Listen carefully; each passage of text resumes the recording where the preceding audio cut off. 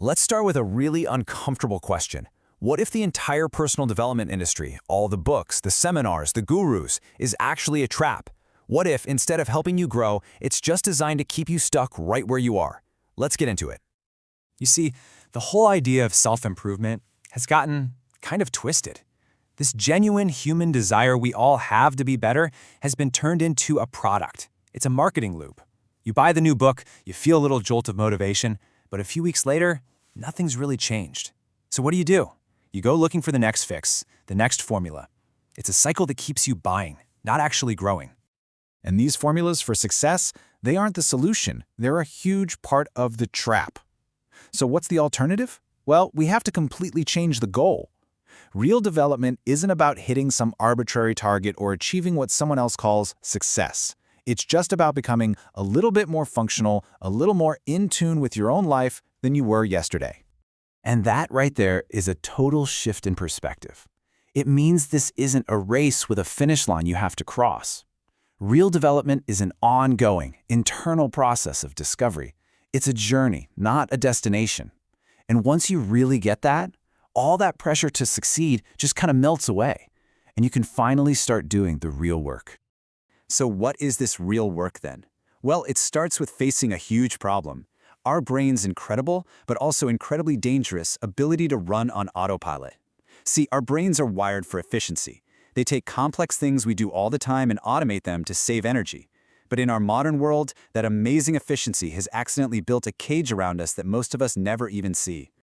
The best way to understand this is to think about learning to drive a car. Remember that? Every little thing, the gas, the brake, checking the mirrors, the signal, it was so overwhelming.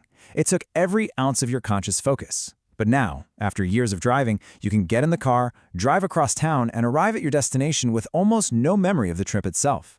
That incredibly complex skill is now completely unconscious. And that's the scary part. In our super-structured modern lives, almost everything can be put on autopilot. Your morning routine, your commute to work, the way you interact with your colleagues, you can literally go for months, maybe even years, without ever truly being present or making a conscious choice. We're living, sure, but are we really awake? You know that famous George Carlin quote? It perfectly describes how this works. We are experts at spotting other people's autopilot.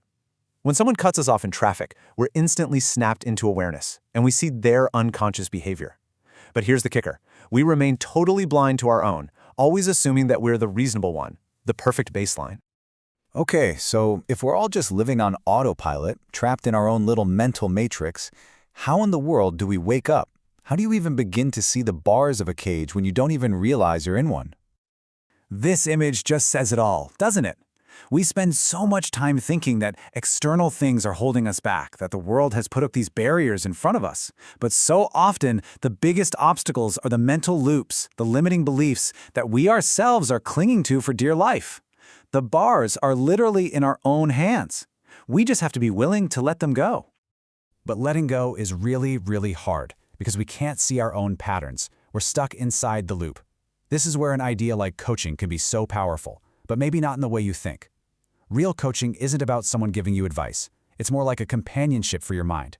A great coach doesn't give you answers. They ask you the questions that you are fundamentally incapable of asking yourself. They help you get an outside perspective. All right, so seeing the cage, that's step one. But what gives you the energy, the fuel, to actually walk out of it and keep on walking? To break free for good, you need a seriously powerful engine for your motivation. Just think about that for a second. If you had to boil down all real, sustainable, long-term change to a single question, what do you think it would be? That's it. It's that simple, and at the same time that profound.